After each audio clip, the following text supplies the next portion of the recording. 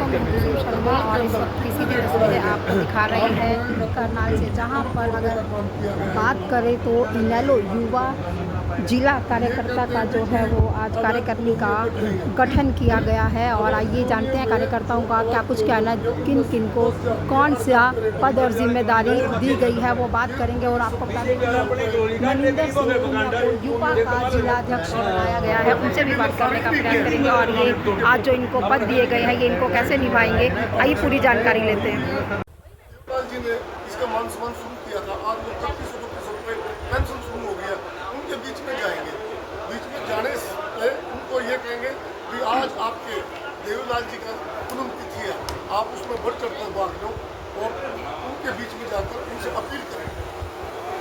युवा जिलाध्यक्ष मनिंदर पुनिया हमारे साथ मौजूद है। पुनिया जी क्या कहेंगे जो कार्यक्रम है उसके? सबसे पहले तो लोकतंत्र के स्तंभ छायाकार पत्रकार साथियों, मैं आप सभी का यहाँ पहुँचने पर जिला करनाल की युवा की टीम की तरफ से स्वागत करता हूँ, अभिनंदन करता हूँ। स्वर्गीय चौधरी ओम प्रकाश जी चौटाला के स्वर्गवास के बाद पार्टी का पुणे से गठन किया गया, नवनियुक्त पदाधिकारी चुने गए। पार्टी ने राष्ट्र के अध्यक्ष चौधरी अभय सिंह जी चौटाला को चुना, उसके बाद प्रदेश के अध्यक्ष चौधरी रामपाल जी माजरा को चुना गया। इसी कड़ी में आगे बढ़ते हुए जिला स्तर के पदाधिकारी बनाए गए। पार्टी के 17 सेल हैं, 17 के 17 सेलों के संयोजक, उनकी सारी नीचे टीम वो सारी बनाई गई।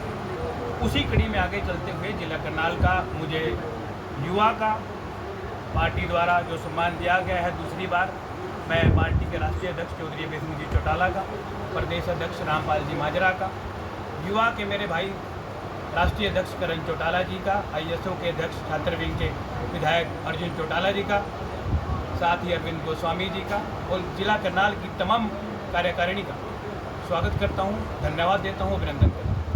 तो स्वर्गीय चौधरी देवीलाल जी की नीतियों को, हरियाणा प्रदेश के 5 बार मुख्यमंत्री रहे चौधरी ओम प्रकाश जी चौटाला की नीतियों को आगे बढ़ाने का जो मुझे मौका मिल रहा है, उसके लिए मैं अपने आप को बहुत ही सम्मानित और गर्व से भरा हुआ महसूस कर रहा हूँ। जिला करनाल के 5 हलकों के युवा के हल्का अध्यक्ष नियुक्त किए गए हैं आज पार्टी की तरफ से।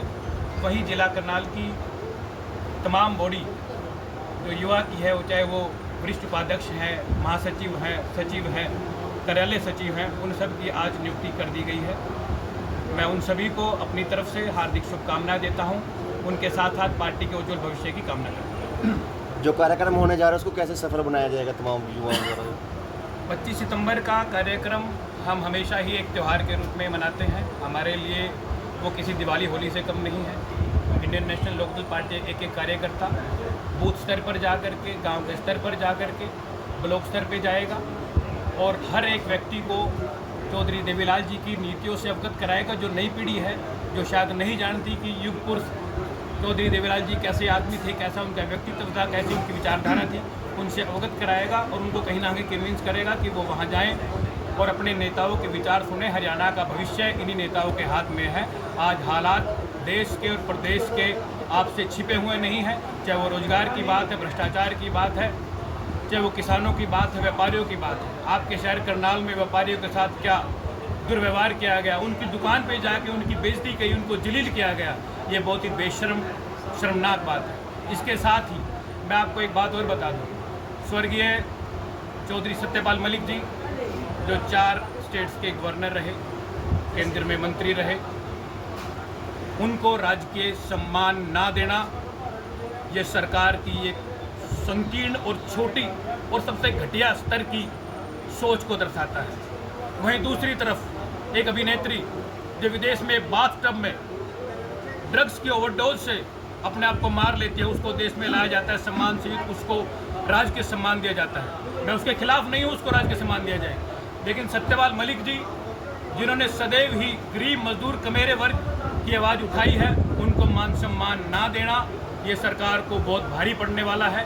इससे ना केवल एक समाज नाराज हुआ है, बल्कि वो हर गरीब मजदूर कमेरा वर्ग नाराज हुआ है, जिसकी आवाज़ वो समय समय पर उठाते रहे। वहीं जगदीप धनखड़ जी का इस्तीफा सही मायने में लोकतंत्र की हत्या है। ऐसा व्यक्तित्व, ऐसी विचारधारा, ऐसी सोच वाला आदमी, महामहिम उपराष्ट्रपति स्वर्गीय चौधरी जगदीप धनखड़ जी उनका इस्तीफा धक्के से लिया गया। आज तक उनको ये नहीं पता किस हॉस्पिटल में भर्ती हैं, वो कहाँ है, ठीक है नहीं है।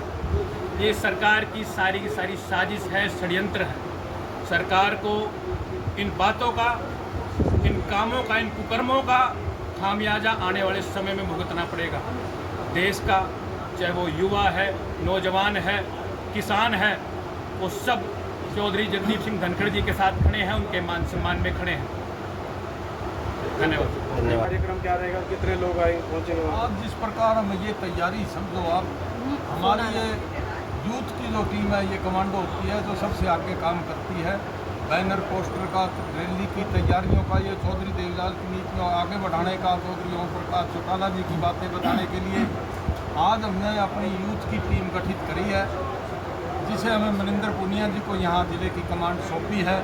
इनके फादर साहब ने भी पीछे 50 साल से पार्टी के अंदर ही हैं, और अब आज इन्होंने कुछ नई भर्तियाँ जो इसके अंदर की हैं वो बहुत सम्मान योग है। 5 हल्कों के प्रधान बनाए गए हैं और वो प्रधान आगे कमांड करेंगे। आने वाली 25 सितंबर को, आज तो हमने आज भी ये आगाह किया है कि आने वाली 25 सितंबर को पर्व के रूप में जो चौधरी देवीलाल का हम जन्मदिन मनाते हैं, और उसे हमने निर्णय लिया था स्टेट कार्यकारिणी की मीटिंग में कि वो रोहतक में मनाया जाएगा।